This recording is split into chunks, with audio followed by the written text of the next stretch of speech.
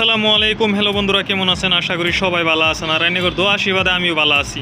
আপনারা যে আমার ভিডিও দেখেন সবাই জানতেছেন বর্তমানে আমি দিল্লির আছি। তো দিল্লির যেহেতু আছি ভাবলাম যে আইনে করে কয়টা দিল্লির ফেমাস জায়গা আইনে করে দেখাই দেয়। কিন্তু আজকে সকাল সকাল আমি উঠে আইছি দিল্লি ইন্ডিয়া গেটের মধ্যে। ভাবলাম যে ইন্ডিয়া গেটটাও আমি আইনে করে দেখাই দিই। ভিডিওটা সম্পূর্ণ দেখবেন। আর আইনারা যদি কেউ আমার পেজে নতুন তাহলে পেজটা ফলো দিয়ে রাখবেন। পরবর্তী আমি যখন সৌদি দূরে যাবো আর কি আইনে করে সব জায়গা দেখাইবার চেষ্টা করবো। তো এটা দেখতে পারতেছেন, এটা হলো দিল্লির ইন্ডিয়া গেট। আর কিরম মানুষ এই জায়গাতে দেখতে পারতেছেন, কিরকম একটা ক্রাউড। যেহেতু আমি ভিডিও মিউট করছি, আমি তারপরে রেকর্ডিং করতেছি আর কি সাউন্ডটা ক্রাউডের নিকে। আমি যেগুলি কথা কইছি বা ভিডিও মধ্যে কোনো কথাই আমার শোনা জানা ওই জন্য আমি চেষ্টা করে সাউন্ড রেকর্ড করে দিতেছি আর কি। এরকম হাল্লা ছিল এই জায়গাটা। তো যাই হোক, এই ইন্ডিয়া গেটটা এই জায়গাতে কিভাবে নির্মাণ হইলো বা কোন মানুষে নির্মাণ করলো বা কোন দেশে নির্মাণ করলো এই জায়গাটারে সবগুলি কথা কইমু। আপনারা ভিডিওটা সম্পূর্ণ দেখেন। তো সবার আগে আমি এনে করে কয়ে দেই যে এটা হইছে দিল্লির ইন্ডিয়া গেট করে কয় এই জায়গাটারে। আর এই বস্তুটা ব্রিটিশ গভর্নমেন্টে বানায় যখন নাকি আঙ্গর ওয়ার্ল্ডের মধ্যে যখন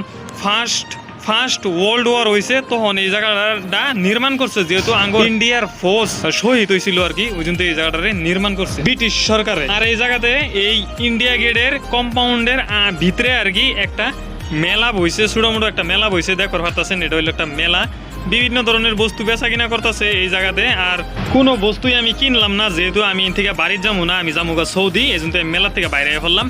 বাইরে আমি যাইতাছি হেই ফারে, যেহেতু উর্ফে দেওয়া যে দেখতেছেন এটা তল দিয়ে আন্ডারগ্রাউন্ড মতন দেওয়া যাইতেছে। এটা হইলো মানে উর্ফে রাস্তা আছে আর কি। তো আমি এটা ফার হয়ে যাইতেছি। সেই সাইডে যদি ফার হয়ে যায় সেই সাইডে থেকে দেখা যাইবো আইনের সামনের সাইডটা। এই দেখেন দেখতে পারতেছেন, এটা হইলো সামনের সাইডটা। আর এই জায়গাতে ফরেন্টে দিকেও মানুষ আয়া, ফরেন্টের মানুষ আর কি, রাশিয়া, আমেরিকা, জাপান, মানে আউট অফ ইন্ডিয়া থেকে দুনিয়ার মানুষ আইছে আর কি। আহেরা এই জায়গাতে ফটো ভিডিও বানাইতেছে বা ফটো নিতেছে, ফটো তুলতেছে। তো আমি ভাবলাম যে আমি ওই সাইড থেকে একটা শ্যুট নিয়ে আইনে করে দেখাই দিই। ওই জন্য মানে এই সাইড থেকেও একটা শ্যুট নিলাম।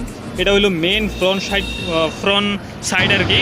তো যাই হোক, আমি এইদিকে মানে এগিয়ে আস্তে আস্তে বাইরেই আছি। যেহেতু আমি সামনের দিকে যাই, মোগাইনারা জানতেছেন যে সামনে আছে দিল্লির যেটা মেন সুপ্রিম কোর্ট করে কয়, ওই সুপ্রিম কোর্টটা। আমি ওই সুপ্রিম কোর্টের ভিতরেও যাবার চেষ্টা করবো, এনে করে দেখাবার চেষ্টা করবো।